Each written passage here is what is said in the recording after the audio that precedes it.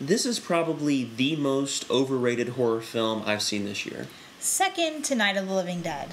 Well, Night of the Living Dead is more lethally boring. The only memorable scenes in this movie are when Regan is actually possessed. But it takes so long for the movie to get there. We start with a completely useless opening in northern Iraq, was it? What opening? I already forgot how it started. I've seen this movie quite a few times, and I always forget most of the stuff that happens in the first hour. It's just like they're feeding you disconnected information that has nothing to do with the plot. I think it's because the author, William Peter Blatty, had so much control over the project that it suffers from a weird sort of tunnel vision. He was the producer, and I think he had a production deal before the book was ever written. It feels like some important scenes are missing. At first, we get this cute, chubby cheek girl and everything's fine. Then, all of a sudden, we're in a doctor's office and she's cursing. They make such a quick leap, and I don't know why. Why do we get a whole scene showing how her mother's an actress and a whole scene between Father Karras and his mother? If those scenes were a lot shorter, I could get behind them. But they take up so much time. Maybe the editor just said, fuck this movie, and that's why it doesn't make any sense.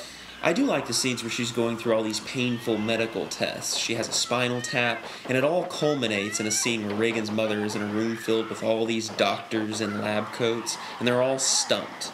The medical machines are more frightening than the possession. Yeah, and they say it's psychological or it's just neurons or something. But even the scenes with the levitating bed and the pea soup vomit aren't all that effective. I mean, at this point, we've seen them many times. I think they're still scary because of the time period.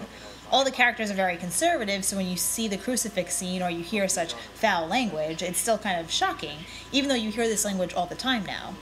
I just feel like it's dated. Kids is more shocking than The Exorcist. It's shocking in a different way, though. The language is pretty much the same, if not more explicit. But in 1973, you just didn't hear a 12-year-old talk like this in movies. I think it's a period piece. It's also a religious piece, which makes it even more confusing. The most idiotic implication in the whole film is that when all else fails, you have to find a Jesuit.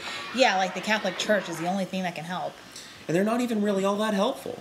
Father Karras says that Regan's mother knows more about possession than most priests. Both priests die as a result of the exorcism. Is that a spoiler? Should we... I don't think it's a spoiler because when they die, you don't really give a shit. We care nothing whatsoever for these guys. If you're gonna watch it at all, watch the version you've never seen, because it has that spider walk scene that was cut out of the original, and it's awesome. Or just YouTube the 10-second clip. It's probably the weirdest moment in the whole film. And then YouTube the possession scenes, because everything else is only helpful if you're trying to fall asleep.